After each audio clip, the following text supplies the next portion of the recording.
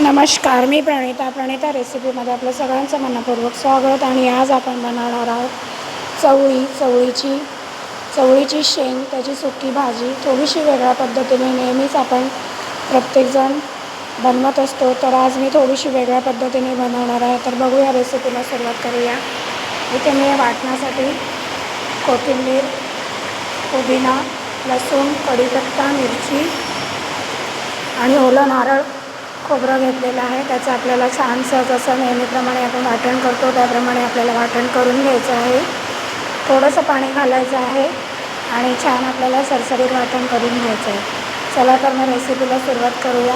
सगळ्यात आधी एक कढई घेऊया, त्यामध्ये 2 चमचे तेल घातलं. तेल छान गरम झालं की त्यामध्ये आपण जिरं घालूया आणि बारीक चिरलेला एक कांदा आणि 1 टोमॅटो असं घालूया आणि छान त्याला मऊ होईपर्यंत शिजवून घेऊया.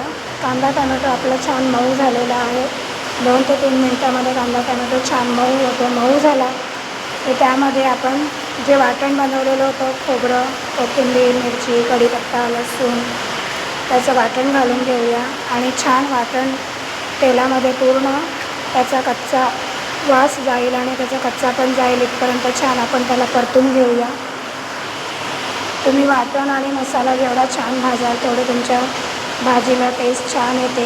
भाजी अप्रतिम झाली होती. वाटण करून बनवलेली थोडीशी वेगळ्या पद्धतीने भाजी चपातीसोबत किंवा पराठासोबत ही भाजी अप्रतिम लागते. तुम्ही नक्की ट्राय करा. चला आता त्यामध्ये काही बेसिक मसाले ॲड करूया. अर्धा चमचा धणे पावडर, अर्धा चमचा जिरे पावडर, अर्धा चमचा गरम मसाला आणि कलर येण्यासाठी थोडीशी लाल मिरची पावडर, अर्धा चमचा हळद आणि चवीपुरतं मीठ घालून सगळे मसाले आणि वाटण, कांदा टोमॅटो छान सगळं एकत्र परतून घेऊया. आपल्याला हे मसाले छान भाजून घ्यायचे आहेत. तुम्ही मसाले जेवढे वाटणामध्ये भाजाल तेवढे तुमच्या भाजीला टेस्ट चांगली येते. तुम्ही बघू शकता इथे कांदा टोमॅटो पण छान मऊ झालेला आहे. खाली वाटण लागू नये त्यामुळे मी थोडंसं पाणी घातलेलं आहे आणि पुन्हा आपल्याला छान एकत्र हे सगळं मिक्स करून घ्यायचं आहे.